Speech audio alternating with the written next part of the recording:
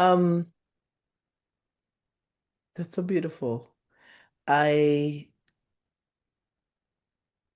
I think it's sometimes the mix of a lot of my family was from a small town or a big town, either Añasco or West.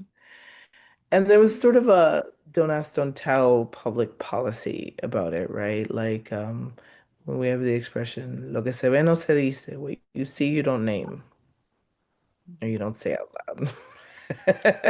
Right?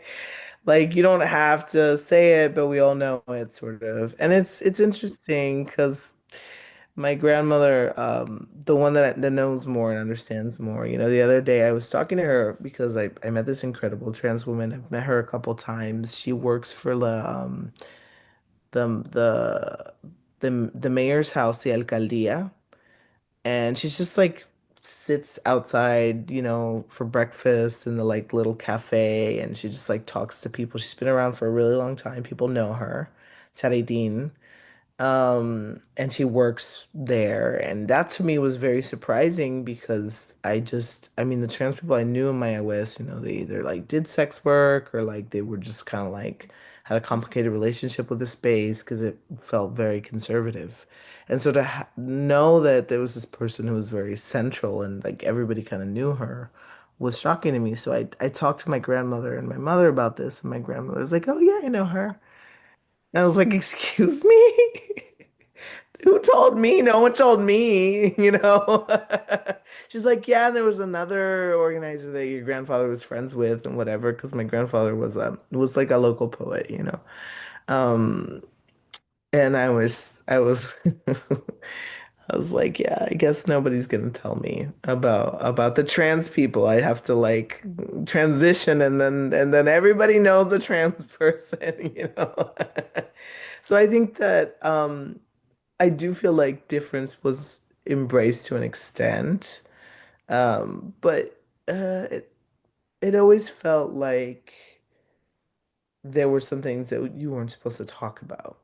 Like you could experience them, but you weren't supposed to say them. You weren't supposed to say them out loud.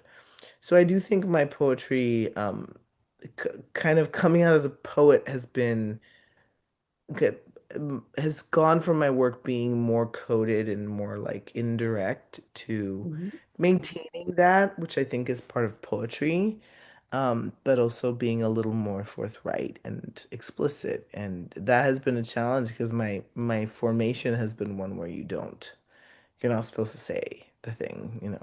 Right. Right. I totally appreciate that. And again, poetry is always a tremendous act of courage. I think the first place it comes from is courage. It's I agree. beautiful. And so to feel your way around those edges, and one of the things I do work as a healer and a life coach is Mm. we we do best when we self-accept. We do best when we have the courage to be who we are. We do best when we have the courage to discover who that is. We do best when we navigate relationships based on a validation of, yep, this is me.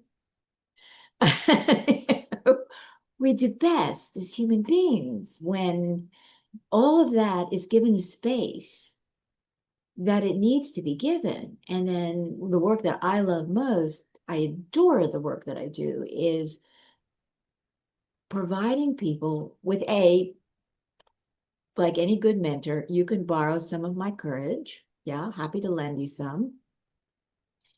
And sorting through, and lighting up the places that have been murky, that have been Mm. unspoken, that have been where you go to your room quietly and just feel because you don't know how to express what's happening in a dynamic, but you're feeling it, sometimes to the point of overwhelm.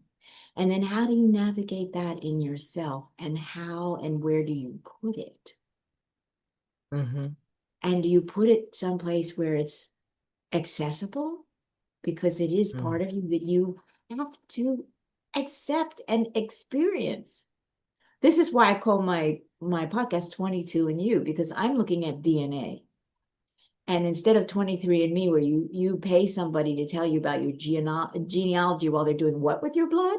Mhm. Nobody knows what they do with that blood. I mean, seriously, I would could write a whole book about like, where's that information? Oh Um, yeah, yeah. what is it being used for? I think it's a lot of it was probably incorporated into what we now call biometrics, whatever. That space of swimming upstream, every one of us has a swimming upstream process where we're alone on our journey of discovering that we're not alone.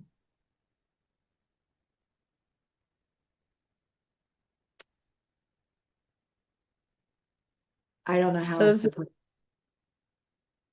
I think that absolutely. I think poetry, oddly, even though I started it sort of as it's weird, right? Because on the one hand, at its core, it's what you're describing, the feeling of not being alone. I read Langston Hughes for the first time, and I say, I understand that feeling, or I feel that feeling, even if it's not mine.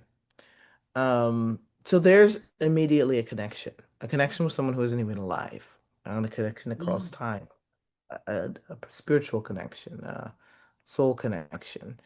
Um, and yet I'm doing it in isolation to an extent because I need that to read it, because I need that to connect with it. So it's really what makes it powerful to me is that you're connecting, but it's so intimate, so vulnerable. mhm, So you can be in a room packed full of people listening to a poetry reading, and it's so vulnerable, right? And it's so delicate precisely because everyone is in their feels, right? Everyone's sort of like open and receiving, and it's a pact that we make.